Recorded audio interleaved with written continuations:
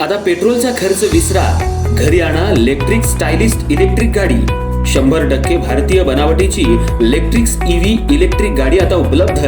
5 वर्षांची वॉरंटी, आकर्षक कलर्स आणि स्पोर्ट्स डिझाइन। एकदा चार्ज करा आणि 100 ते 140 किलोमीटर पर्यंत रेंज। अत्याधुनिक सर्व्हिस सुविधा, लोन सुविधा सुद्धा उपलब्ध।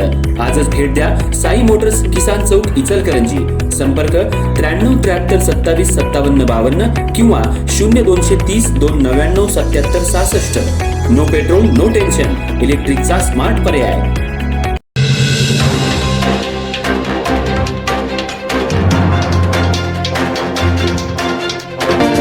ड्रेनेजचं पाणी थेट पिण्याच्या पाण्यात। एमजी मार्केटमधील नागरिक संतप्त, आयुक्तांकडे तातडीच्या कारवाईची मागणी।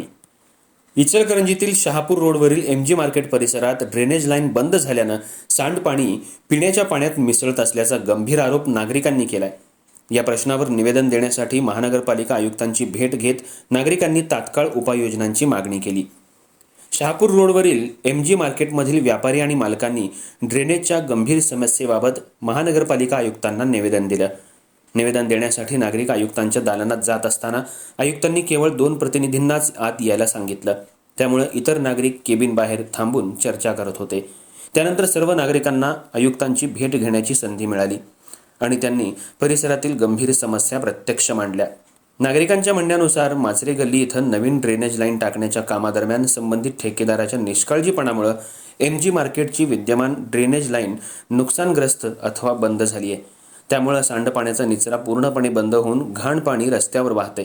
याहून ही गंभीर बाब म्हणजे ड्रेनेजचं दूषित पाणी पिण्याच्या पाण्यात मिसळत असल्याचा आरोप नागरिकांनी केलाय।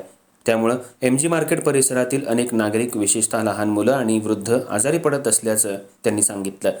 सार्वजनिक आरोग्य धोक्यात आलं असून या परिस्थितीला जबाबदार कोण, असा संतप्त सवाल नागरिकांनी उपस्थित केला।